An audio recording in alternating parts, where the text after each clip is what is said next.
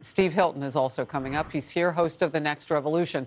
So, Steve, it's interesting. We can start to look at the polling, which has been going south for months now.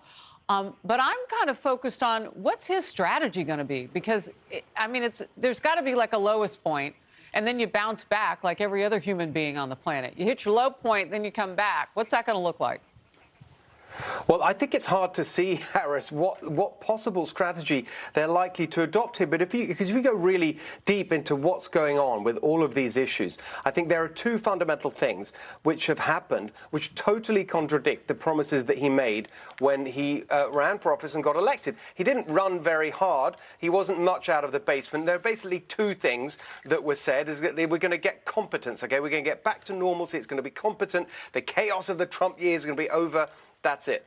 And then the second thing was political moderation. I'm going to be a moderate. I'm not like Bernie Sanders. That's basically the only mandate he had. Both of those things have been completely destroyed because he, Biden, is such a weak, mediocre machine politician. He himself doesn't have a strong agenda. He has nothing. And so what you see is that starting with the Afghanistan debacle, that's when the bubble burst in terms of the competence. Everyone could see these people are totally incompetent. They haven't got a clue. And they've just confirmed that ever since then. And on the other issue of being politically moderate, from day one, he was quite at the opposite end of that. Extremist on every single thing. And what you're seeing now is those far left ideological positions slamming in to the brick wall of reality, whether that's on their energy policy, on their spending policy that causes inflation, on crime, you name it, on the border. These extremist positions turn out to be a disaster in real life.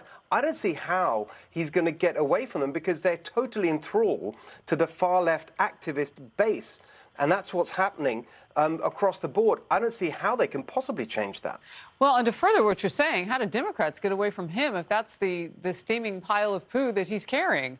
Arizona Senator Mark Kelly showing just how much gas prices are hurting vulnerable Democrats ahead of the midterm elections, as an example of what I was saying.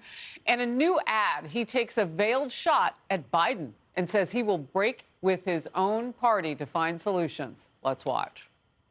Arizona families are facing tough choices, like how to fill the gas tank and the grocery cart. And things people count on can be hard to find. We can't afford to wait this out. Wow, that's pretty blunt, Steve.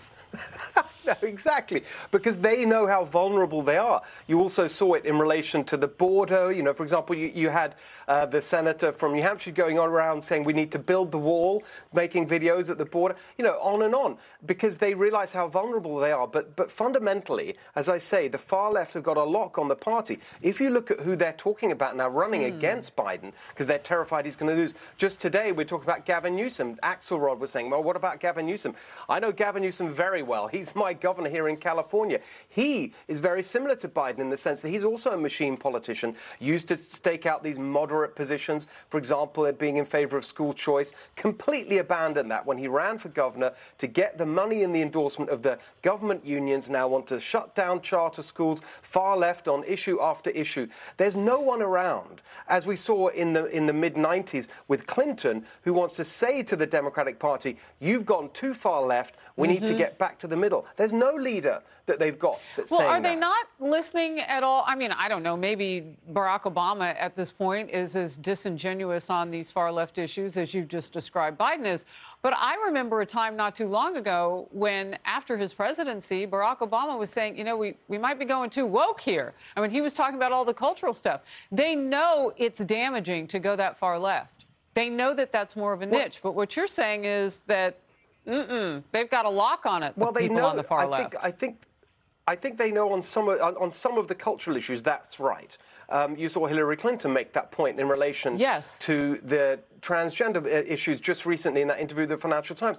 But on these big fundamental topics of how you run the economy, spending, the climate policy they never stop going on about. They even now, as you have this disaster with their energy policy, they're still talking about this great transition that overnight somehow we're going to move off of fossil fuels. They still haven't accepted the reality there because the ideologues control the party.